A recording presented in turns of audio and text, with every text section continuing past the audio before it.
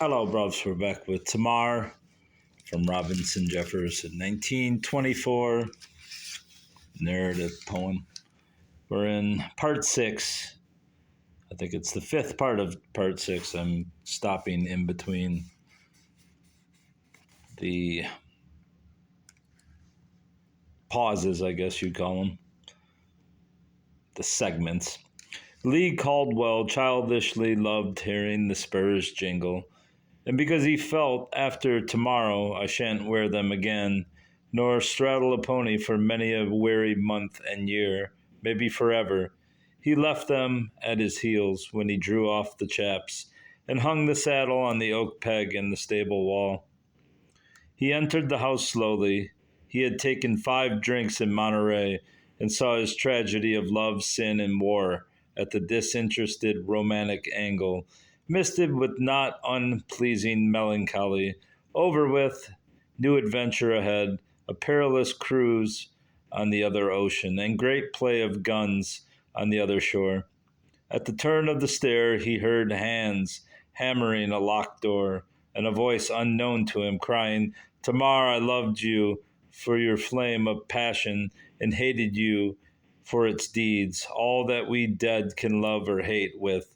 And now will you crust flame with filth? Submit, submit, Tamar, the defilement of the tide line dead was nothing to this defilement. Then Lee, jingling his spurs, jumped 4 steps to the landing. Who is there? You, Aunt Stella? Old gray Aunt Ginny, like a little child moaning, drew back from him, and the mouth of Stella. A man that's ready to cross land and water to set the world in order can't be expected to leave his house in order. And Lee, listen, Aunt Stella, who are you playing? I mean, what voice out of the world of the dead is speaking from you? She answered, Nothing. I was something 40 years back, but now I'm only the bloodhound to bay at the smell of what they're doing in there. Who? Tamar? Blood?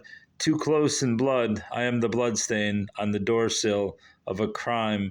She does her business under her own roof, mostly. Tamar, Tamar, Lee called, shaking the door.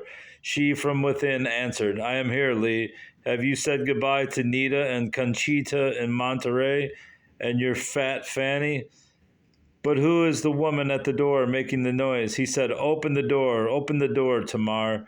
And she, I opened it for you. You are going to France to knock at other doors. I opened it for you and others. What others? Ask her, said the young, fierce voice from old Aunt Stella's lips. What other now?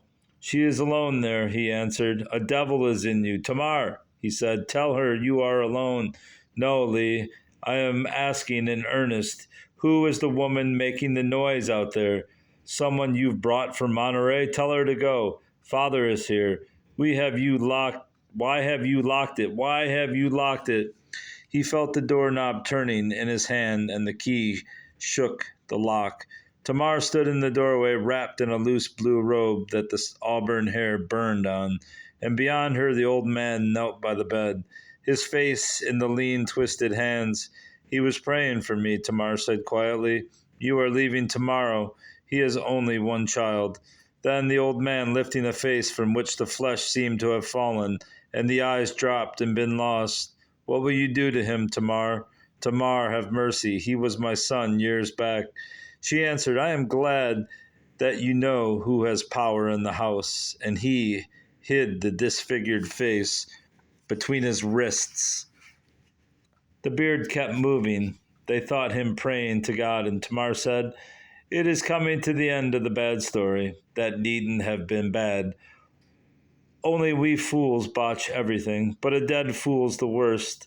This old man's sister, who rackets at the doors and drove me mad, although she is nothing but a voice, dead, shelled, and the shell rotted, but she had to meddle in the decencies of life here. Lee, if you truly lust for the taste of a French woman, I'll let you go for fear you die unsatisfied and plague somebody's children with a ghost's hungers 40 years after death. Do I care? Do I care? You shan't go, Lee. I told the old man I have a secret that will eat us all up. And then, dead woman, what will you have to feed on? You spirits flicker out too speedily. 40 years is a long life for a ghost, and you will only famish a little longer. To whom I'd wish eternity. O Tamar, it answered out of Stella's mouth. Has the uttermost not taught you anything yet? Not even that extinction is the only terror. You lie too much, she answered. You'll enter it soon and not feel any stitch of fear afterwards. Listen, Lee, your arms were not the first man's to encircle me, and that spilled life, losing which let me free to laugh at God. I think you had no share in. He trembled and said, "Oh, Tamar, has your sickness and my crime cut you so deep? A lunatic in a dream dreams nearer things than this. I'd never have told you," she answered, "if his vicious anger, after I'd balanced between you a long time and then chose you, hadn't followed his love's old night way to my window and kindled fire.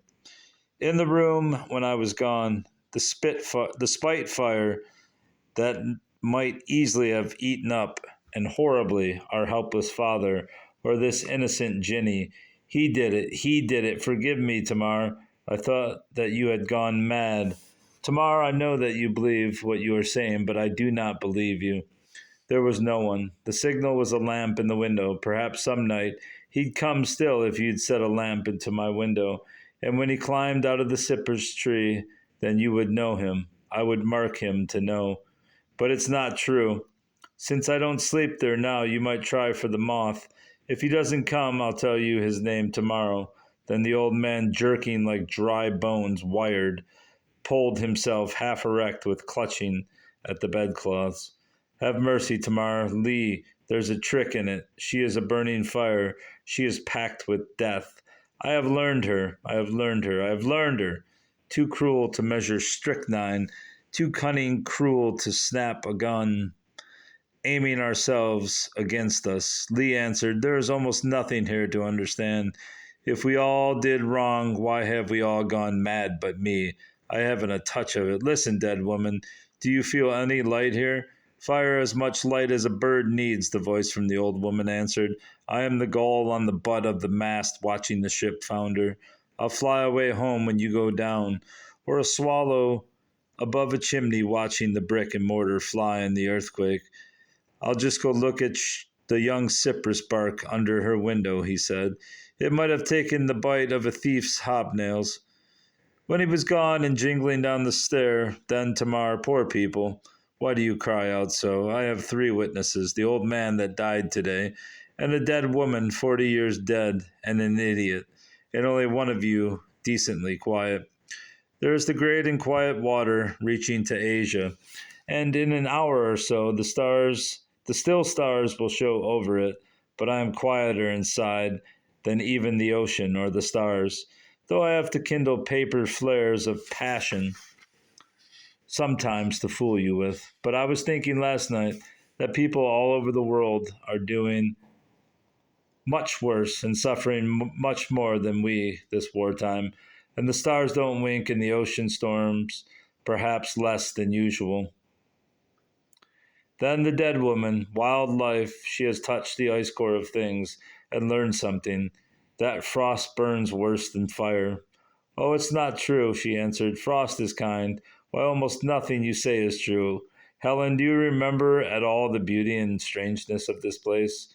Old cypresses, the sailor wind works into deep sea knots 1,000 years, age-reddened granite that was the world's cradle, and crumbles a pieces now that we're all grown up, breaks out at the roots, and underneath it the old gray granite strength is neither glad nor sorry to take the seas of all the storms forever and stand as firmly as when the red hawk wings of the first dawn streamed up the sky over it. There is one more beautiful thing, water that owns the north and west and south, and is all colors and never is all quiet. And the fogs are its breath and float along the branches of the cypresses. And I forgot the coals of ruby lichen that glow in the fog on the old twigs. To live here 75 years or 80 and have children and watch these things fill up their eyes would not be a bad life. I'd rather be what I am, feeling this peace and joy. The fire's joys burning, and I have my peace. Then the old man, in the dull and heartless voice, answered, the strangest thing is that he never speaks. We know we are damned. Why should he speak? The book is written already. Caldwell, Caldwell, Caldwell, Caldwell. Eternal death, eternal wrath, eternal torture, eternity, eternity, eternity. That's all. That's after the judgment. You needn't have any fear, old father, of anything to happen after tomorrow. Tamar answered. We have turned every page but the last page, and now our paper's so worn out and tissuey, I can read it already, right through the leaf, print backwards. Very, very cryptic. I mean, pretty much is telling you that everyone's going to die. Everyone! All right, that's all for now, brubs.